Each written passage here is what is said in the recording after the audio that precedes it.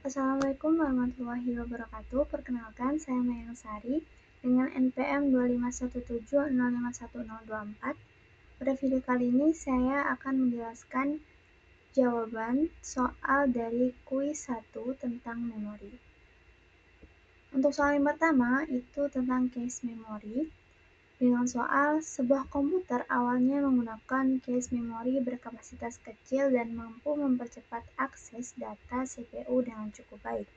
Kemudian kapasitas cache diperbesar secara signifikan dengan tujuan agar lebih banyak data dapat disimpan. Namun setelah diuji, peningkatan performa tidak terlalu besar. Bahkan proses operasi cache menjadi lebih lambat dibanding sebelumnya. Berdasarkan teks, alasan yang paling tepat untuk menjelaskan kondisi tersebut adalah pilihan yang benar adalah pada pilihan yang pertama, yaitu semakin besar kapasitas cache, proses operasi cache juga dapat menjadi lebih lambat meskipun data yang disimpan lebih banyak. Penjelasannya pada teks dijelaskan bahwa cache memori itu memang mempercepat akses data CPU karena menyimpan salinan data dari memori utama. Namun, ukuran cache yang terlalu besar juga dapat memperlambat proses operasi cache itu sendiri. Jadi, kapasitas besar tidak selalu membuat performa meningkat secara signifikan. Jadi, jawaban yang tepat adalah yang A.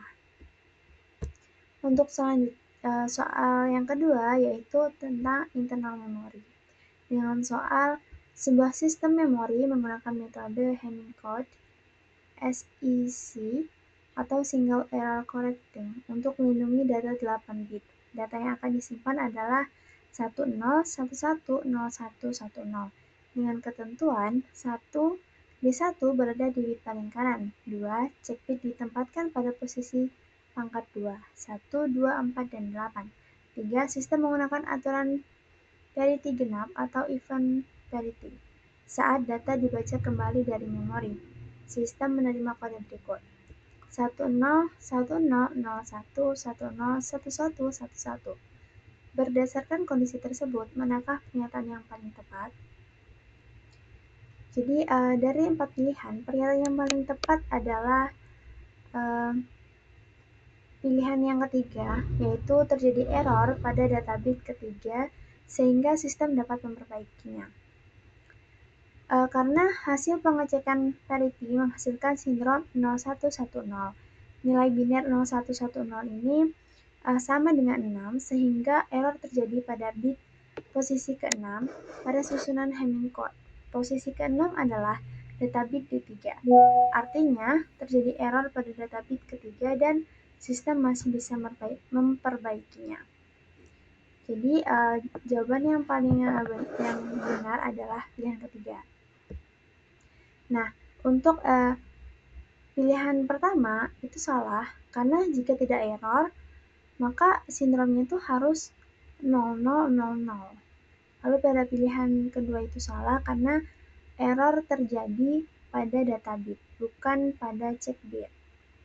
Lalu pilihan terakhir itu salah karena posisi error itu masih bisa diketahui dengan jelas, jadi bukan double error.